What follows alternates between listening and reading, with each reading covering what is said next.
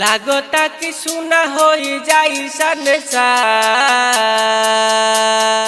माई तोहरा बिन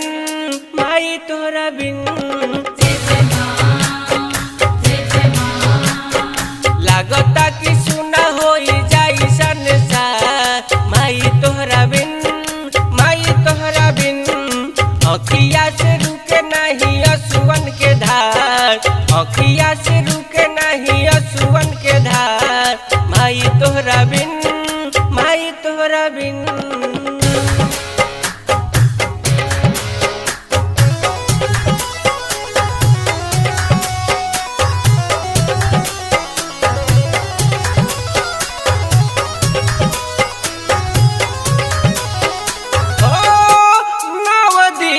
रहलू माई हमनी के गाँव में आसन लगवनी तोहार निमिया के छाँव में आज काहे बेटा के जात बाड़ू छोड़ के तनी का सजगह दे तू अपना शरण में फिर कहाँ मिली तो हर ममता दुलार माई तोहरा बिन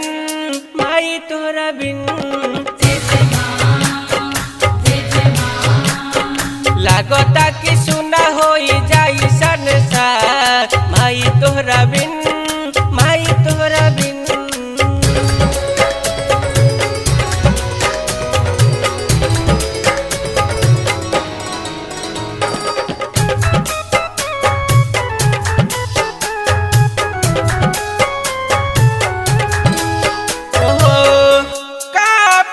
शरीरिया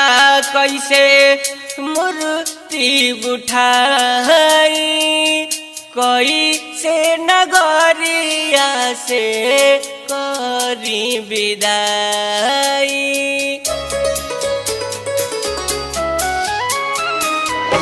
फिर कब आईबू माई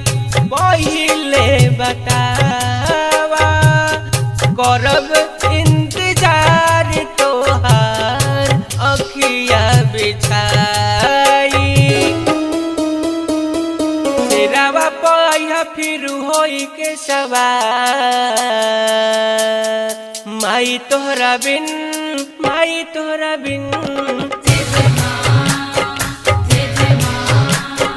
लागता कि सुना हो जाई संसार माई तोहरा बिन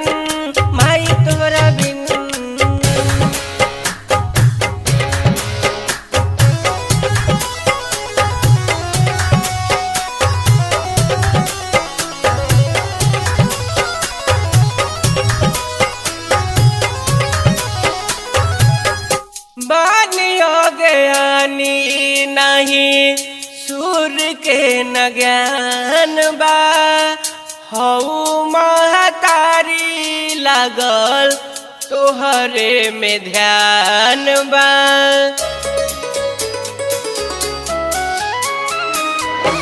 मुना मतलबी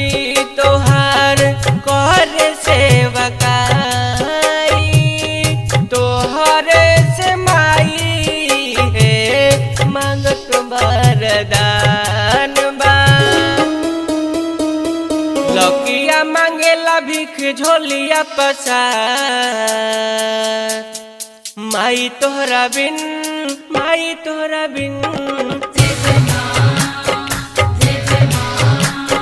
लागता कि सुना हो जाई संसार माई तोहरा बिन